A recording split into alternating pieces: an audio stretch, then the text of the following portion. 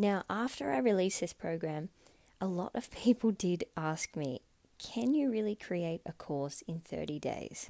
It seems unachievable to a lot of people, and I totally understand the skepticism. But the answer is absolutely yes. These days as well, with the tools that we have available to us, it's absolutely easier than it ever has been before. How quickly you can create your course all depends on the following 4 factors, right? Number 1, how much time and attention you have to give to this project. Number 2, which tools and processes that you use to create and edit the course. Number 3, the amount of research or organizing that you need to do in order to formulate it and formulate your lessons and your scripts. And number 4, how committed you actually are to making this happen.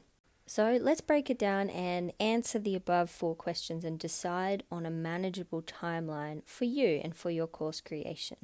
And remember that you don't have to create a course in 30 days. You can take as long as you want to. And in fact, I encourage you to take all the time that you need to do it properly and from the start without rushing. It is far more beneficial to plan and structure your course properly and solidly from the start, so that you have a clear direction and the end result of your course is completely reflective of your course outcomes.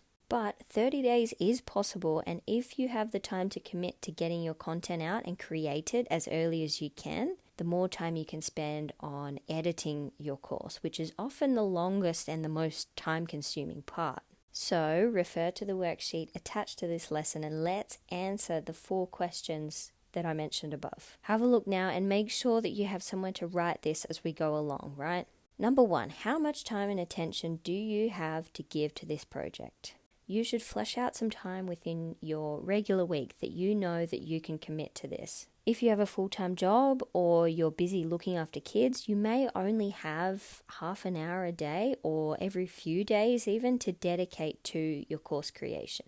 If you're between jobs or you work part-time, maybe you can dedicate a lot more time and therefore be able to complete your course far sooner. If you can, I'd recommend allocating 2 to 3 hours per day, which is about what I would normally dedicate when I'm creating a course. Bearing in mind that this likely won't get you to course completion in 30 days. I mean, it depends on the size of the course, of course, but it might be more like 60 or 90 days. To get it done in 30 days, I'd recommend a minimum of 3 to 4 hours per day.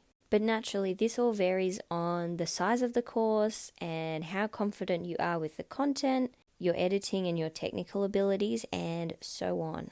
And please remember that the actual course creation process doesn't last forever. It will be the most intense and time-consuming phase that you might ever have to experience in your business. But once the course is done and created, things will settle down again. So go into it expecting this phase to be a little busier than you would normally like. And remember that in order to produce a high quality asset that really helps people and that will create you a lasting income, you do need to dedicate your time and your energy and your attention to it for a time.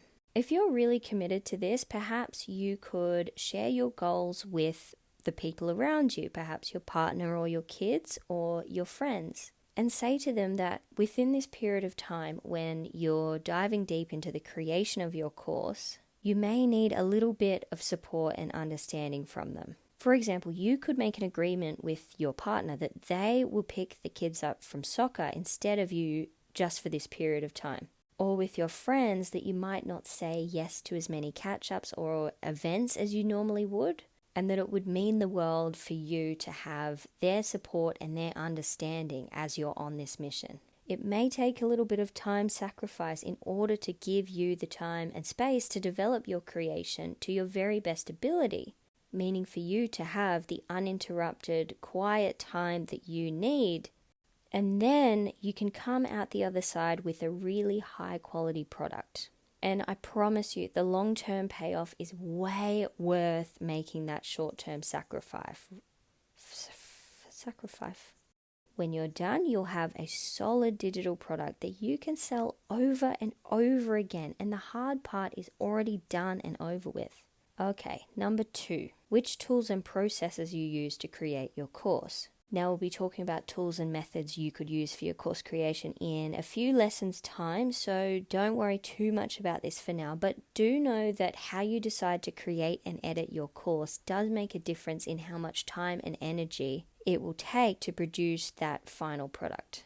Later in the course, I'll be teaching you how I create my videos, including how I record these voiceovers, create the slides, match them up to the audio, and add transitions and all that jazz, which will hopefully save you a bit of time and give you a streamlined method that you can hopefully use for your own course. Number 3, the amount of research and organization and formulating that you'll need to do before you begin recording.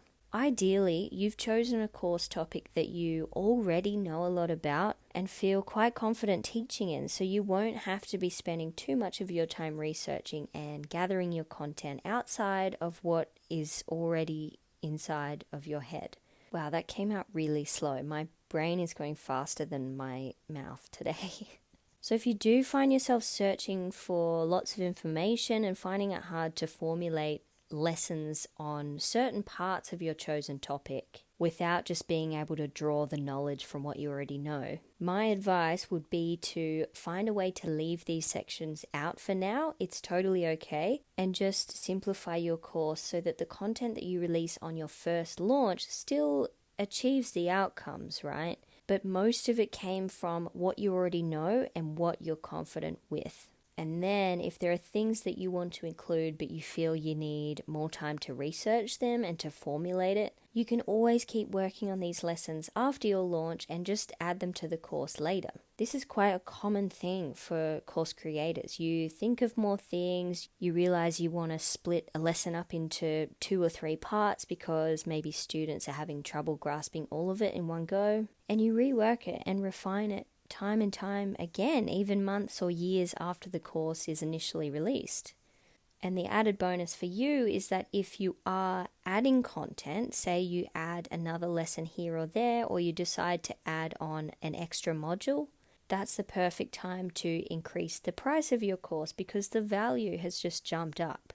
So you're essentially adding more and more value to this one same product, so then you can, over time, increase the price of your course as you go. So you're essentially just adding more and more value to this same product over time. And lastly, number 4, how committed you really are to this. Just like pretty much anything else in life, yes, this is probably the biggest factor in whether or not you will find success with a certain task. I do believe that where there's a will, there's a way, and if you're genuinely committed to creating this digital asset, and you can keep yourself motivated and tied in and linked to your goal and your end result, and you're serious about setting yourself up to launch this business model and to begin actually finally generating income, right? And even generating passive income eventually, then in reality, there really is nothing that can stop you aside from you getting in your own way.